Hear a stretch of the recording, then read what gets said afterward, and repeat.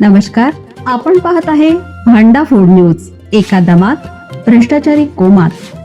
Social media, कर्जबाजारी, गुन्हेगारी, सट्टेबाजी, चोरी, मटका, जुगार, दारू, सावकारशाही, न्यायाच्या प्रतीक्षेत प्रशासन. भांडाफोड न्यूज. एका दमात भ्रष्टाचारी कोमात. बोर्डाच्या पेपरची आता ऑनलाईन तपासणी. उत्तरपत्रिका तपासणीसाठी AI ची घेतली जाणार मदत. इयत्ता 10वी 12वीच्या विद्यार्थ्यांचे बोर्डाच्या परीक्षेचे पेपर आता ऑनलाईन तपासले जाणार आहे. चुकीच्या उत्तराला गुण देणं, अक्षरातील अदलाबदल अशा बाबी ओळखण्यासाठी AI चा देखील मदत घेतली जाणार आहे. हा नवा पॅटर्न 2026-27 या शैक्षणिक वर्षापासून राबवला जाणार आहे. बोर्डाने तसा प्रस्ताव शासनाला पाठवल्याची माहिती विश्वसनीय सूत्रांनी दिली आहे. राज्यात 10वी व 12वीच्या विद्यार्थ्यांची सुमारे 15,000 केंद्रांवर परीक्षा होते. पेपर संपल्यावर तिथून उत्तरपत्रिका संकलित करून सर्व केंद्रांवरील उत्तरपत्रिका ठराविक शाळांमध्ये जमा केल्या जातात. तिथून बोर्डाच्या माध्यमातून विषय शिक्षकांना तपासणीसाठी पाठवावे लागतात. त्यामध्ये उत्तरपत्रिका अनेकांच्या हाती पडतात आणि गैरप्रकाराला वाव मिळतो.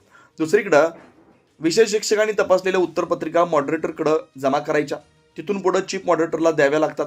आता ही पारंपरिक पद्धती बदलली जाणार आहे. त्यामुळे वेळ, श्रम व खर्चात मोठी बचत होणार आहे. या नव्या पॅटर्नमध्ये कृत्रिम बुद्धिमत्तेचा वापर केला जाणार आहे.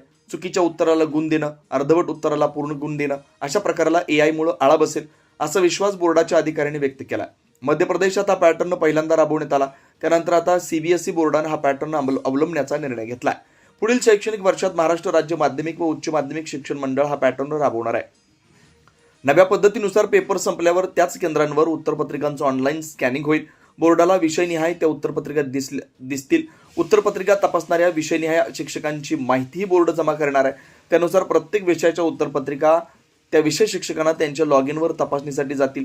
त्यानंतर संबंधित शिक्षकांना घरी, शाळेत किंवा अन्य कोणत्याही ठिकाणी उत्तरपत्रिकांची तपासणी मोबाईल, टॅब किंवा त्यांच्याकडील संगणकावर करता येईल असा हा नवा पॅटर्न असणार आहे.